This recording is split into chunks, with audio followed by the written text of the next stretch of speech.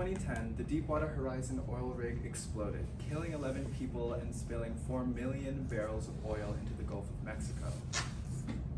Cleanup workers at BP Oil sued the company for the resulting health damages after they were cleaning up the oil spill.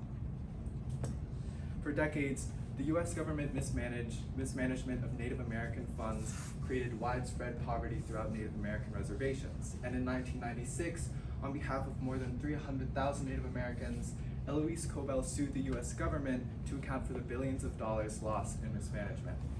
And finally, in 2014 to 2016, the city of Flint suffered a public health crisis as lead-contaminated water was distributed throughout the city. In 2016, representatives from more than 45,000 citizens of Flint, Michigan, sued the city and 2 major water companies in order to account for widespread lead poisoning. What all of these cases have in common is that they were brought into court and resolved as class action lawsuits, and all within the 21st century. Cobell versus Salazar was resolved in 2006, BP Oil in 2015, and the Flint, Michigan cases in 2023. What is a class action lawsuit? A class action lawsuit is a lawsuit in which one or more plaintiffs pursue a claim on behalf of a larger group of similarly injured individuals called a class. Already in the 21st century, we have seen many class action lawsuits break records in terms of publicity and payoff.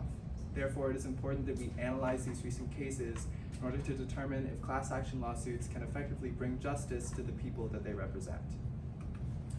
Good morning, my name is Tristan Aranjuez, and my research question is, are class action lawsuits effective tools for delivering justice in the 21st century? In order to answer this question, we first have to define what justice means. In this context, justice is made up of 3 parts. First, the offending party accepts or is deemed responsible for wrongdoing. Second, the offending party attempts to undo or mitigate the damage caused by the wrongdoing. And third, measures are put in place to ensure that wrongdoing does not occur again. In the mid to late 1900s, the civil rights movement aimed to achieve a similar kind of justice.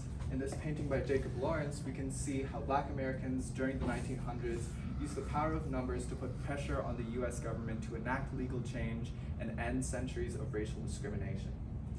In a similar way, class actions use the power of numbers to achieve justice and also have their roots in the civil rights movement.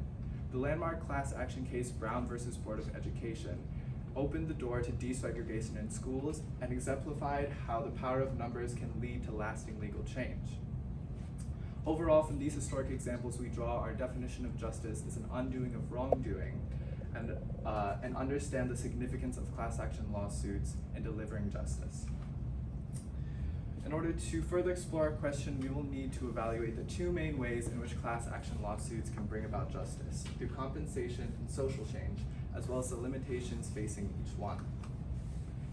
Here you can see the process that class action lawsuits go through, from certification to a settlement, which is how most class action lawsuits end, including the BP Oil, Cobell, and Flint, Michigan cases. A settlement is an agreement between the plaintiffs and defendants, where the plaintiffs agree to drop the case in return for the defendant offering some kind of relief, which is usually monetary compensation. Compensation achieved through class action settlements is one way in which they can deliver justice.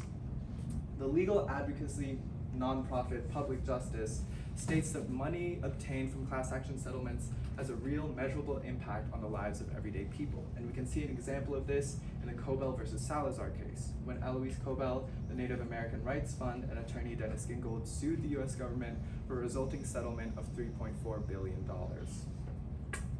The College Board provided stimulus source D states that these checks were used to buy heat, food, and medical care, basic needs for Native Americans who are in poverty, and demonstrates how monetary compensation serves as a way that the offending party can mitigate the harm that was caused and make progress towards justice.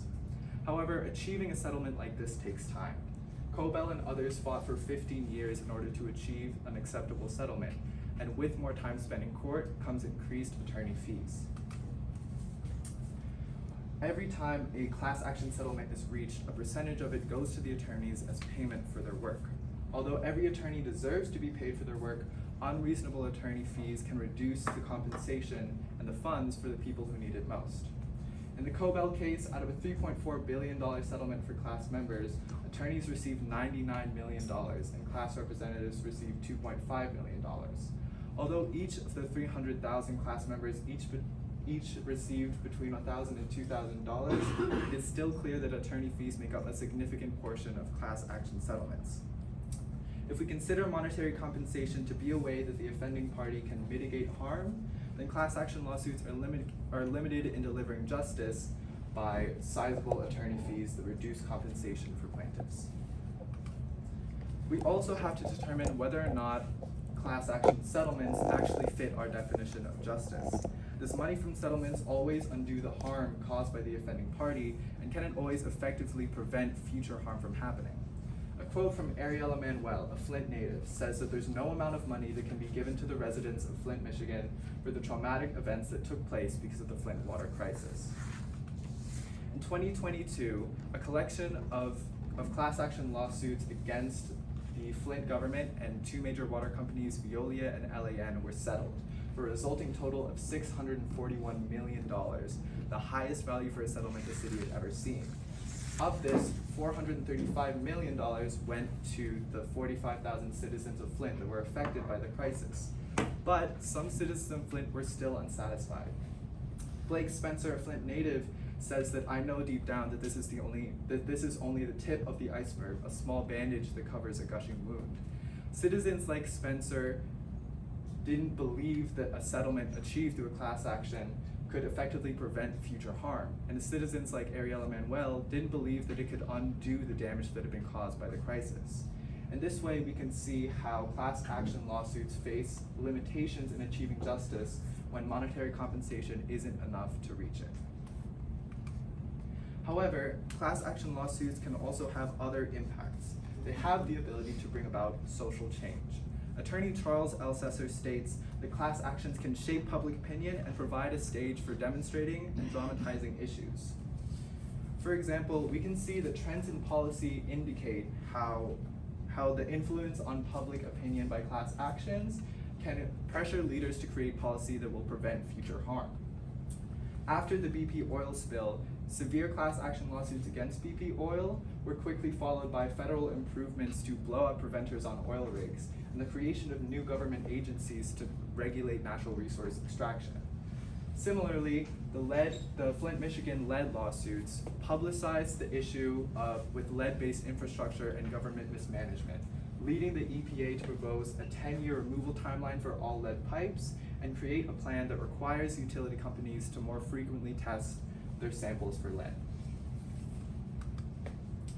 Overall, my conclusion is that despite limitations in compensation and legal impact, the 21st century class action lawsuit can deliver partial justice to plaintiffs by providing monetary relief and influencing public opinion. Although the outcome of class action lawsuits may never be able to fully equal the amount of harm suffered by the victims, class action lawsuits serve as a tool for victims and plaintiffs to achieve a small measure of justice. Thank you. All right, two questions for you. First one, what evidence did you gather that you didn't use, and then why didn't you use it? Want to see? I gathered a lot of evidence on the conflict of interest between attorneys and plaintiffs and how that further reduces compensation. I gathered evidence on a lack of accountability for officials that sort of made bad decisions, like in Flint, Michigan. And I also found some evidence on further restrictions for class actions getting certified. All of these were points that I wanted to make but couldn't make due to time constraints or them being sort of unrelated to the idea of justice. Okay. And if you had more time, what additional research would you have done? I think I would have conducted more research into possible solutions proposed by professionals in the field of law, solutions that would sort of fix the conflict of interest between attorneys and plaintiffs, or more effectively increase the amount of compensation that plaintiffs and victims could achieve.